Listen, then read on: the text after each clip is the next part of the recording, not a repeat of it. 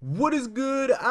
What is really good, my people? It is UK, Trotler Brother, dr.blick, the darkest man around us. Today, guys, I'll be talking about Jump Force. Lord, oh Lord, have mercy. It's been a while since I've actually made a Jump Force video. It's been a while since I've actually made a real discussion video. The last video I made was just a video letting people know that One Piece World Seeker has been delayed, and I even got another video planned which I might release tomorrow, depending on how things go, depending on whether my cheeks are hooked on Spider-Man PS4, or depending on whether I'm feeling tired from training. I'm gonna see if I can pump out that video that I have planned for One Piece World Seeker, things that they need to do now that this game has been delayed until 2019, because they've got a lot of stuff based on the gameplay I've seen, based on people's thoughts on the game, that I want to make a video out just to give my overall thoughts on what this game could do to be a good game. So keep an eye out for that if you care about One Piece World Seeker and want to know my thoughts about what this game needs to do, because after playing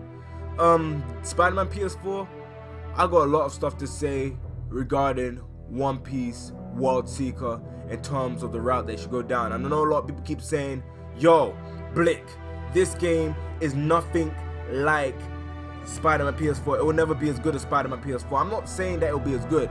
I'm just saying there are some elements in that game that One Piece World Seeker can use. That's it. Damn, I kind of detoured from the main topic.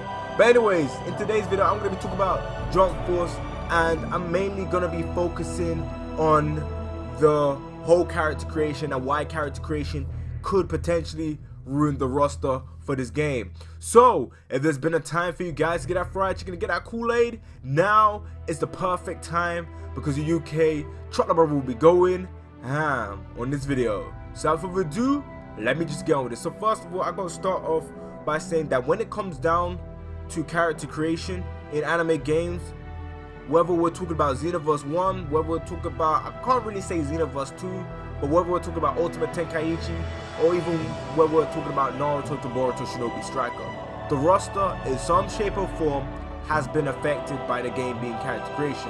And for the most part, it's kind of understandable. There's some arguments with the character roster, with certain characters not being in the game, that a lot of people are raising the eyebrow about when these base games came out. And for the most part, they can complain, and also they can not complain, because at the end of the day, when a game has been centered around character creation, the roster has never been good. We got Ultimate Tenkaichi, the roster wasn't really that good. Even though it wasn't centered around character creation, the roster in that game wasn't good. Xenoverse 1 probably had the best base roster out of any anime game that has come out, but the roster there wasn't really the best, but it was an okay roster for the most part, in my opinion. And then we got Xenoverse 2, which built up from all the stuff that happened based on DLC and also based on where the storyline was going. And for the most part, Xenoverse 2 did end up with a decent roster. And if you look at Naruto, Boruto, Shinobi Striker, that roster's got like 20 characters or even less. And I feel like with a game like Jump Force, playing as your favorite shonen characters is way more important than character creation. And I feel like not a lot of people are going to care about character creation, in my opinion, because people want to play as Yusuke, people want to play as Luffy, people want to play as Gon, people want to play as Goku, Vegeta, Naruto. People want to play as those characters rather than play as a character that you just created. And based on the way they were talking about this game doesn't really seem like a game that would fit character creation, in my opinion, because they're talking about worlds colliding together, all of this stuff coming together. It feels like more of a shonen gathering in terms of characters meeting together and fighting against one major villain. And that concept sounds great, but when you throw character creation in the mix, you're just kind of puzzled, thinking, how is this gonna fit? And in my opinion, it doesn't fit. We don't need character creation, because I don't care about character creation for this game. I want to play as my favorite shonen characters rather than play as a bum ass nigga that I created, bruh. And here's the thing, I know a lot of people could say a character creation could be the side thing. Like, when it has been the side thing, let's go back to stuff that Spike have done in Ultimate Tenkaichi. The character roster wasn't really that good in Ultimate Tenkaichi. For the most part, it was really random. And if you even look at certain elements of of character creation in general, it really does set them up for an excuse to give us a limited amount of characters, which I do expect this roster for Jump Force to have less characters than J-Stars. I do expect that. I wouldn't be surprised if it has less characters than J-Stars, but in my eyes, by them doing that, you're able to add more characters in the select series that they picked out from. At the moment, we got like 5 One Piece characters, something like that.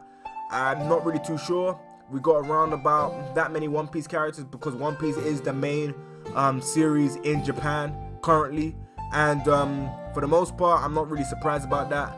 And since they're doing the One Piece characters, I'm happy that they picked the good ones that a lot of people use, like Sabo, Sanji, Zoro, of course, and Blackbeard. And by the looks of things, Blackbeard still got that OP ass grab, which has me raising my eyebrow, but it might not be as effective as it is in Burning Blood. But that's beside the point. The point I'm trying to make is that I would rather them keep the select few series that they're going to pick out from, build up more characters within those series, then give us character creation. Because what character creation does, as I was saying before, is that it gives them an excuse for them to give us less characters and to give us less content in terms of us playing as our favorite shonen characters, which is going to be a very, very bad thing, and a lot of people are not going to receive it in a good light. Me and my thoughts and opinions about all of this is I don't want character creation. I don't feel like character creation helps the game. I feel like for the most part, in terms of the roster, it is hurting the roster, and it just gives them more material to set up for DLC for certain characters we want. But if they're doing character creation, by all means, they gotta go all out, and they gotta give us a lot of customization options.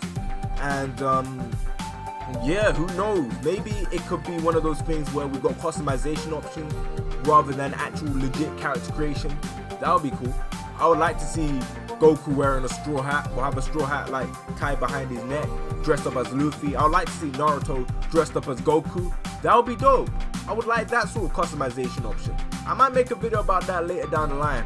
Let me know if you guys want me to go in depth in that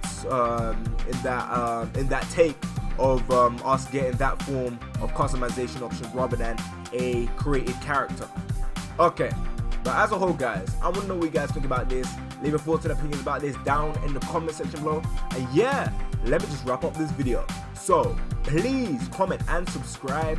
I know I say this all the time, but at the end of the day, I'm just saying, please leave a like rating, enjoy this video, and yeah, this UK, dr.blick will catch you in the next one. Bye guys.